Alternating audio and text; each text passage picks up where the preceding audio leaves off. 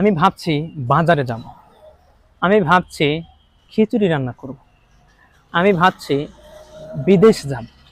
এই যে আমি কিছু ভাবছি যে কিছু করব, এই কথাগুলো আমরা কিভাবে ইংরেজিতে বলবো? চলুন এটা শিখি। ভাবছি, থিঙ্ক অফ, কিছু করব প্লাস ভার্বের সাথে আইএনজি। তাহলে থিঙ্ক অফ প্লাস ভার্বের সাথে আইএনজি।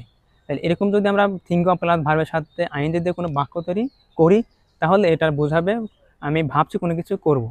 তাই আমরা বলতে পারবো আমি ভাবছি উচ্চশিক্ষার জন্য বিদেশে যাব। I think of going abroad for higher education. আমি ভাবছি একটা নতুন শার্ট কিনবো। I think of buying a new shirt. আমি ভাবছি তার সাথে দেখা করব। I think of meeting her.